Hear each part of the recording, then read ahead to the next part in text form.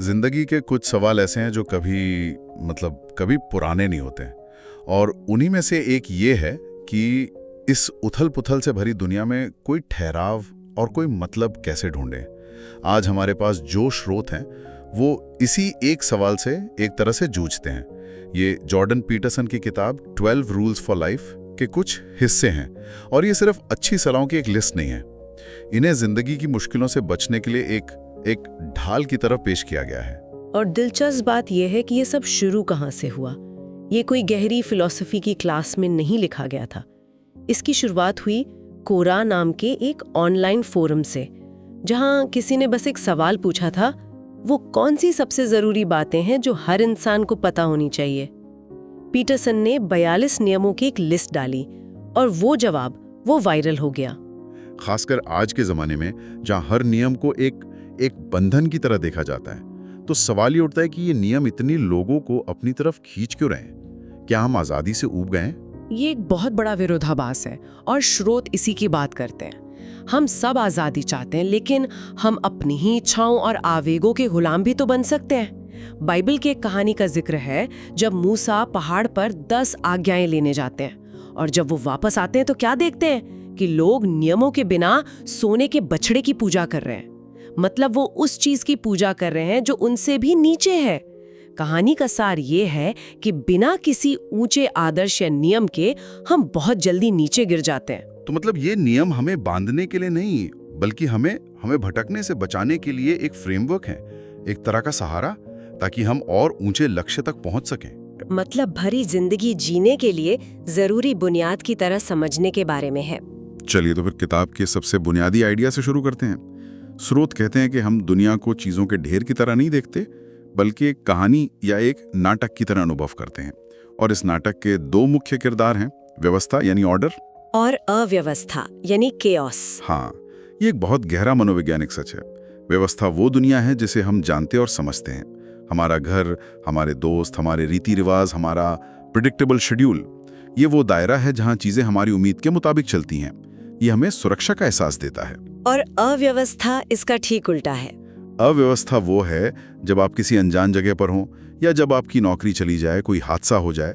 ये वो पल है जब आपको पता नहीं होता कि आगे क्या होगा। ये अनिश्चितता है, डर है। लेकिन यही वो जगह है जहां से कुछ नया पैदा होता है, जहां विकास की, कुछ सीखने की संभावना होती है। मुझे एक बात यहाँ बहुत दिलचस्प लगी। स्रोत कहता है कि हम व्यवस्था और अराजकता को सिर्फ हालात की तरह नहीं, बल्कि किरदारों की तरह देखते हैं। हाँ, किरदारों की तरह। इसका क्या मतलब है? ये तो कहानी की वाली बात लग रही है। क्योंकि हम कहानियों से ही दुनिया को समझते हैं। हजारों सालों से दुनिया भर की संस्कृतियों ने व्यवस्था को मर्दाना गुणों से जोड़ा है, जैसे संरचना, अनुशासन, और अराजकता को स्त्री गुणों से, जैसे प्रकृति, भावनाएं, रहस्य। यहाँ ये समझना जरूरी है कि इसका असली पुरुषों या महिलाओं से कोई लेना देना नहीं है। ये सिर्फ 2 तरह की शक्तियों के प्रतीक हैं जिनसे मिलकर हमारा वजूद बना है। संस्कृति, जो कि व्यवस्था है, वो प्रकृति यानी अराजकता को आकार देती है। तो मतलब एक अच्छी जिंदगी इन दोनों के बीच संतुलन साधने में है। स्रोत यही कहते हैं, जिंदगी का असली मतलब इन दोनों के बीच की पतली सी रेखा पर चलने में है। एक पैर जानी पहचानी सुरक्षित दुनिया में और दूसरा पैर अनजाने, रोमांचक और संभावनाओं से भरे क्षेत्र में। पूरी तरह व्यवस्था में रहेंगे तो जिंदगी बोरिंग और स्थिर हो जाएगी, और पूरी तरह अराजकता तो डर और चिंता में डूब जाएंगे। बिल्कुल। असली जादू इन दोनों के संगम पर होता है। तो ये संतुलन कोई अपने आप तो सत्ता नहीं होगा। एक व्यक्ति के तौर पर हमारी क्या भूमिका होती है इस संतुलन को बनाए रखने में? यहीं से शायद जिम्मेदारी का आइडिया शुरू होता है। नियम 6 कहता है, दुनिया की आलोचना करने से पहले अपने घर को पूरी तरह से व्यवस्थित करें। बिल्कुल। ये अराजकता का सामना करने का सबसे पहला और प्रैक्टिकल कदम है। बजाय दुनिया की बड़ी बड़ी समस्याओं पर गुस्सा करने के, स्रोत कहते हैं कि पहले अपनी जिंदगी की छोटी छोटी चीजों को ठीक करो जिन पर तुम्हारा नियंत्रण है। और इस बात को समझाने के लिए किताब में एक बहुत ही अनोखा उदाहरण दिया गया है। कौन सा? लॉबस्टर का। एक मिनट, लॉबस्टर सुनने में थोड़ा अजीब लगता है। लेखक ने इतनी गहरी मनोवैज्ञानिक बात को समझाने के लिए एक समुद्री जीव का ही उदाहरण क्यों चुना? क्या ये तुलना थोड़ी ज्यादा नहीं हो गई? पहली बार सुनने में जरूर अजीब लगता है, लेकिन असल में इसके पीछे का विज्ञान बहुत गहरा है। लॉबस्टर धरती पर 35 करोड़ साल से भी ज्यादा समय से हैं। उनका नर्वस सिस्टम बहुत पुराना और बुनियादी है, और उनके समाज में एक बात बिल्कुल साफ होती है, कौन बॉस है और कौन नहीं।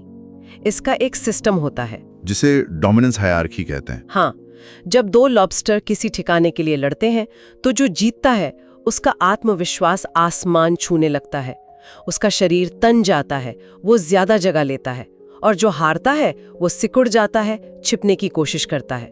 और मजे की बात यह है कि ये सब एक केमिकल से कंट्रोल होता है, सेरोटोनिन। जीतने वाले लॉबस्टर में सेरोटोनिन बढ़ जाता है और हारने वाले में घट जाता है। ठीक है, ये तो लॉबस्टर की बात हुई, इसका हमसे क्या लेना देना? लेना देना ये है कि विकास के दौरान दिमाग के ये बुनियादी सर्किट बहुत कम बदले हैं।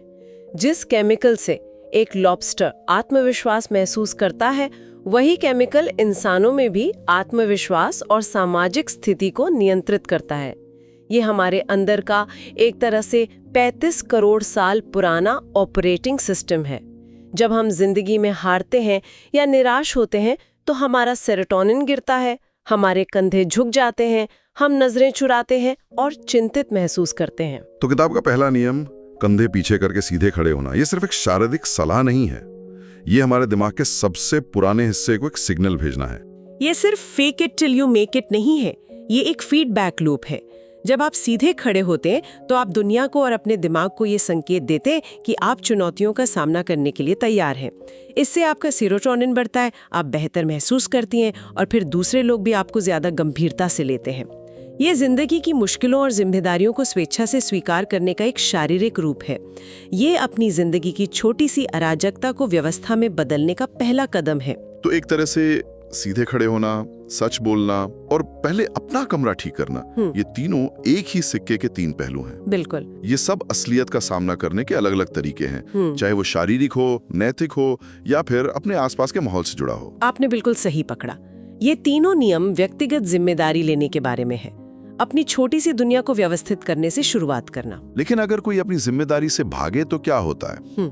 अगर कोई अपना कमरा साफ करने के बजाय दुनिया को ठीक करने निकल पड़े, यहीं पर विचारधाराओं यानी आइडियोलॉजीज का खतरा आता है। हाँ, स्रोत विचारधाराओं को सच्चे ज्ञान का नकली विकल्प कहते हैं। विचारधाराएं दुनिया की जटिल समस्याओं का एक सरल एक आयामी समाधान देने का दावा करती हैं। वो कहती हैं सारी समस्याओं की जड़ ये एक चीज है, चाहे वो पूंजीवाद हो, पितृसत्ता हो या कोई और वाद, और अगर हम इसे ठीक कर दें तो सब कुछ स्वर्ग जैसा हो जाएगा। और ये सुनने में बहुत आकर्षक लगता है। बहुत ज्यादा, क्योंकि ये आपको व्यक्तिगत जिम्मेदारी से मुक्त कर देता है। अब आपको अपने अंदर की कमियों और अराजकता का सामना करने की जरूरत नहीं है। आप दुनिया को दोष दे सकते हैं और खुद को नैतिक रूप से श्रेष्ठ महसूस कर सकते हैं। स्रोत के मुताबिक एक विचारक वो इंसान है जो अपने अंदर के राक्षस से लड़े बिना दुनिया को बेहतर बनाने का नाटक करता है।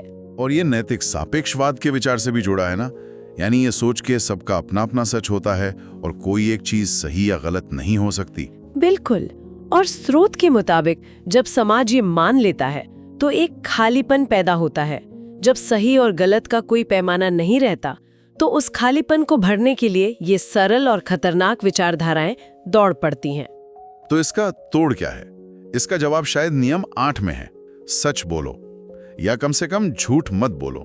ये सुनने में बहुत आसान लगता है, लेकिन शायद है नहीं। ये सबसे मुश्किल नियमों में से एक है। झूठ बोलने का मतलब सिर्फ किसी से गलत जानकारी साझा करना नहीं है। जब आप झूठ बोलती हैं तो आप असलियत को अपनी इच्छा के हिसाब से तोड़ने मरोड़ने की कोशिश कर रही होती हैं। आप ये मानकर चल रही होती हैं कि हकीकत में कोई खामी है और उसे धोखे से ठीक किया जा सकता है। और इससे होता क्या है? इससे आपका चरित्र कमजोर होता है। हर झूठ आपको हकीकत से थोड़ा और दूर ले जाता है, और जब आप समस्याओं का सामना सच से नहीं करती तो वो और बड़ी होती जाती हैं। स्रोत कहते हैं कि झूठ बोलना सिर्फ आपकी आत्मा को ही नहीं बल्कि समाज और देश को भी भ्रष्ट करता है। एक झूठ दूसरे झूठ को जन्म देता है और धीरे धीरे पूरा ढांचा खोखला हो जाता है।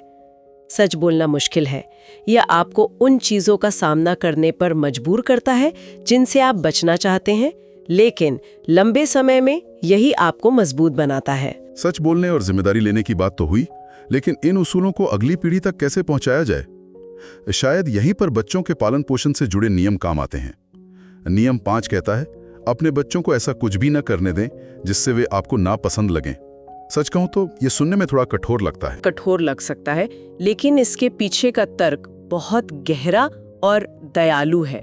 सोचिए, अगर आपका अपना बच्चा, जिसे आप दुनिया में सबसे ज्यादा प्यार करते हैं, उसके व्यवहार के कारण वो आपको नापसंद आने लगे, तो बाकी दुनिया, दूसरे बच्चे, टीचर, पड़ोसी उसके बारे में कैसा महसूस करेंगे? वो तो उसे बिल्कुल बर्दाश्त नहीं करेंगे। और यही असल क्रूरता है। एक बच्चे को अनुशासित करना जिम्मेदारी का काम है। यह गुस्से में की जाने वाली कार्रवाई नहीं है, ये दया और दूरदर्शिता का मेल है। आप बच्चे को आज एक छोटी सी सजा या डांट इसलिए देती हैं ताकि वो कल समाज की बड़ी और बेरहम सजा से बच सकें। जिन बच्चों को सामाजिक नियम नहीं सिखाए जाते, उनका जीवन बहुत मुश्किल हो जाता है। समाज उन्हें उन गलतियों के लिए बहुत बुरी तरह से दंडित करता है जिन्हें माता पिता प्यार से ठीक कर सकते थे। इसी से जुड़ा एक और नियम है जो थोड़ा अजीब लगता है, नियम 11। जब बच्चे स्केटबोर्डिंग कर रहे हो तो उन्हें परेशान ना करें। ये इतना स्पेसिफिक क्यों है? ये एक बहुत ही शानदार रूपक है। स्केटबोर्डिंग क्या है? ये खतरनाक है, इसमें गिरने का डर है, लेकिन साथ ही ये बहादुरी, कौशल और कॉम्पिटेंस विकसित करने का एक तरीका है। जब बच्चे स्केटबोर्डिंग करते हैं तो वो जोखिम लेना सीखते हैं, हार कर फिर से उठना सीखते हैं। वो जिंदगी के सबसे बड़े सबक में से एक सीख रहे होते हैं, अराजकता का सामना कैसे करें और उस पर महारत कैसे हासिल करें। और कुछ लोग उन्हें ऐसा करने से रोकना चाहते हैं। हाँ, स्रोत में स्केट स्टॉपर्स का जिक्र है। वो मेटल के टुकड़े जो बेंचेस और लेजेस पर लगा दिए जाते हैं ताकि कोई स्केटिंग ना कर सके। लेखक का तर्क है कि ये सिर्फ संपत्ति बचाने के बारे में नहीं है, ये एक गहरी मानव विरोधी भावना से आता है जो सफलता, साहस और क्षमता से चिढ़ती है। जब एक समाज बहुत ज्यादा सुरक्षात्मक हो जाता है तो वो अपने बच्चों को जोखिम लेने से रोकता है। वो उन्हें मजबूत और सक्षम बनाने के बजाय कमजोर बनाता है। और स्रोत ये भी कहते हैं कि ये ऐसे कमजोर पुरुष पैदा करता है, जबकि महिलाएं ऐसे साथी चाहती हैं जो सक्षम हो, बच्चे नहीं। तो इन सभी अंशों को अगर एक साथ जोड़कर देखें तो एक केंद्रीय संदेश क्या उभरता है? संदेश ये है कि जीवन मुश्किल है, ये पीड़ा से भरा है, ये एक सच्चाई है जिससे कोई बच नहीं सकता। लेकिन आप अपनी हरकतों से इस पीड़ा को और भी बदतर बना सकती हैं, झूठ बोलकर, जिम्मेदारी से भागकर, धोखे का सहारा लेकर। और इसका उल्टा भी सच है। हाँ, और यही उम्मीद की किरण है। आप स्वेच्छा से जिम्मेदारी का बोझ उठाकर, सच बोलकर और अराजकता का सामना साहस के साथ करके इसे बेहतर बना सकते हैं। ये खुशी की तलाश के बारे में नहीं है, खुशी तो आती जाती रहती है। ये एक गहरे अर्थ की खोज के बारे में है जो जिंदगी की पीड़ा को भी सहने लायक बना देता है। किताब के आखिरी हिस्सों में एक बहुत ही सुंदर विचार है। लेखक को एक ऐसा पेन मिलता है जो अंधेरे में चमकता है और वो कागज पर बैठकर खुद से एक सवाल पूछता है। वो लिखता है, मैं प्रकाश के इस नए पेन से क्या करूं? और फिर वो उन सवालों को लिखना शुरू करता है जो उसकी जिंदगी को दिशा देते हैं, जैसे मुझे अपनी जिंदगी के साथ क्या करना चाहिए? और जवाब आता है, स्वर्ग का लक्ष्य रखो और आज पर ध्यान केंद्रित करो।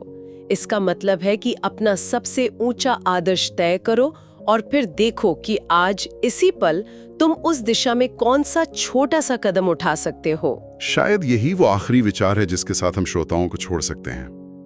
कोई नियम, कोई किताब, कोई पॉडकास्ट ये आपको सारे जवाब नहीं दे सकते। बिल्कुल, लेकिन ये श्रोता एक सवाल जरूर पूछते हैं। अगर कोई इंसान सिर्फ एक दिन के लिए ये तय करे कि वो अपनी जिंदगी की सबसे छोटी छोटी चीजों पर भी पूरी ईमानदारी और ध्यान से काम करेगा, अगर वो हर सुबह पूछे, आज मैं ऐसा क्या एक काम कर सकता हूँ जिससे चीजें थोड़ी सी बेहतर हो जाए, और फिर वो सच में उस काम को करे, शायद ये विचार किसी भी लिखे हुए नियम से ज्यादा शक्तिशाली है।